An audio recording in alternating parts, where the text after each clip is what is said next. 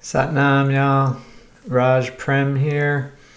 For those of you who do not know me, I practice Ayurvedic medicine here in Boston, Massachusetts, and teach internationally all around the world.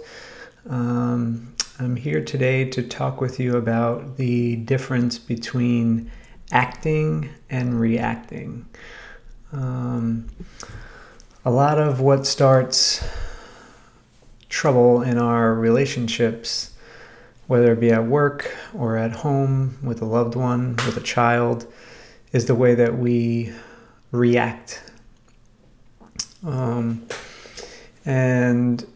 reactions tend to come from either what we experienced as a child. A lot of things, unfortunately, trace back to our childhood, and we carry them through our entire lives. And so we develop these coping mechanisms, and we may have these particular attachment styles of avoidance or ambivalence or disorganization. And so there are many psychological factors that go into it, but I don't really want to get into all that right now. I just simply want to offer some insight as to how we can shift from going from reacting to everything that's outside of us. You know, we can be reacting to people in traffic, we could be reacting to our boss. You know, there's like endless things that we can be reacting to in our external environment.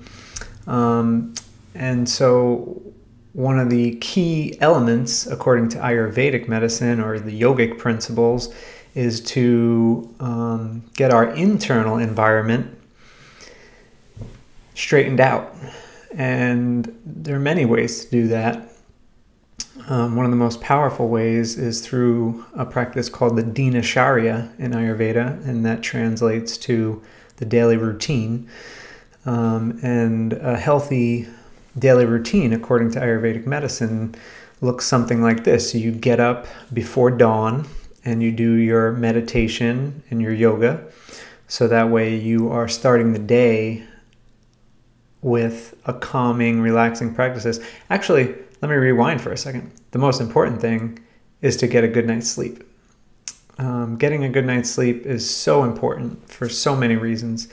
And in Ayurveda, everything is tied together. So our diet, our lifestyle, our relationships, our work, our home life, everything is intimately interwoven, as is the universe. So it makes total sense when you kind of look at it from that perspective. So we need to iron out the different areas of our lives and get out all the kinks.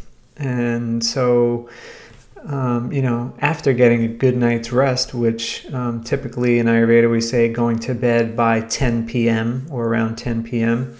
and waking between the hours of 4 and 6 and getting in your meditation and your perhaps your yoga practice, at least doing some stretching prior to doing your meditation. And then, self-care practices are many, but some of the key ones are dry brushing. So using a silk glove to stimulate the circulation in the body, remove toxins that may be on the surface of the skin and dead skin in general, and then taking a shower, cleansing the body, scraping the tongue, brushing your teeth, washing your face, and then applying oil. So doing abhyanga or self-massage with oil is so nurturing and nourishing. It's a beautiful way to give to yourself. And so again, all these different things, eating good, healthy food. What does that mean? It means eating whole foods that are not processed as much as possible, limiting the amount of oils and heavy fats so that our digestion is strong, because a lot of our health starts in our gut, including herbs and spices and herbal medicines, perhaps, to also help to balance the body and the mind.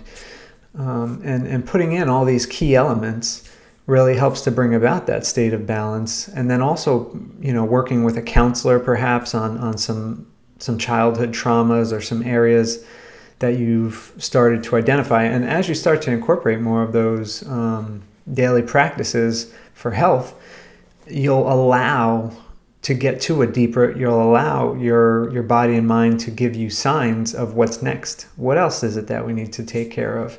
And things will come up for you. And, this is life. And, it's working out our karmas. And so we can get a deeper understanding of what's behind that and what's behind that and what's behind that. Oh, I had this back pain for a long time, but now it's starting to shift because I'm starting to take care of myself. But, there's still this. And so where did that come from? And, an Ayurvedic counselor like myself, or, a life coach, various modalities out there, but speaking to someone who's a professional in the field to help give you some more insight. And then getting back into the acting versus reacting, essentially, one of the main reasons that we react is not only the ties to our childhood traumas, these coping mechanisms that you might start to notice these patterns more again as you clean up your diet and your lifestyle and start incorporating some more self-care practices.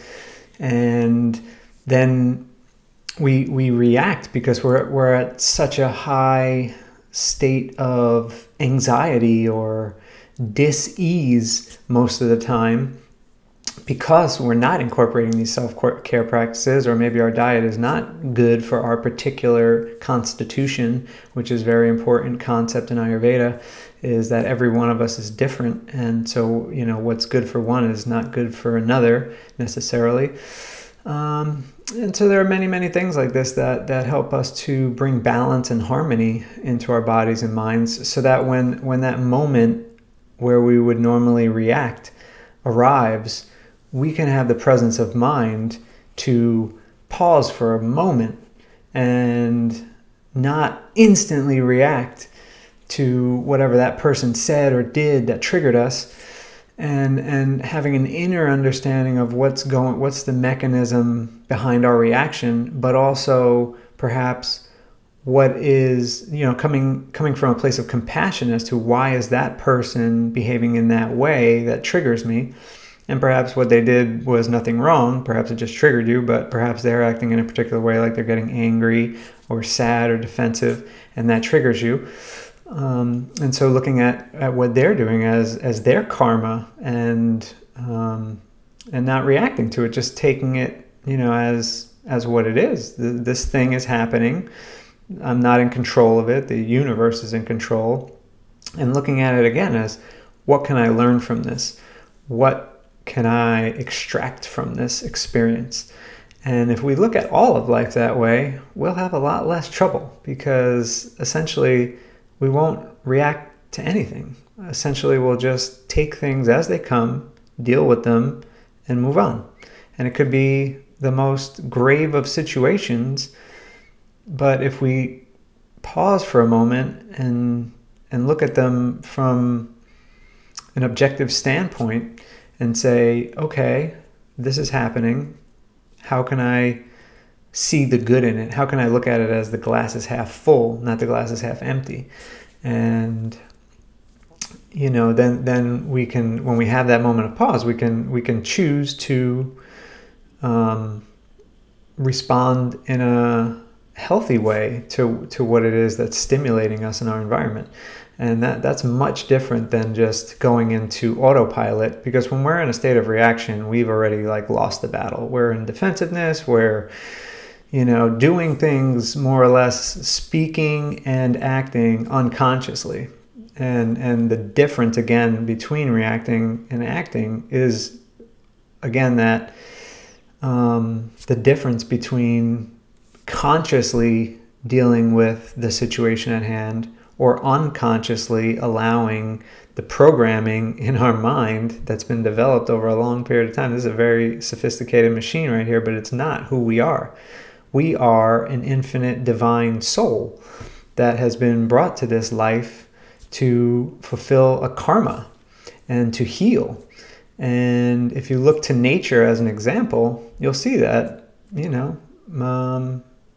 a zebra might run from a lion, but he's,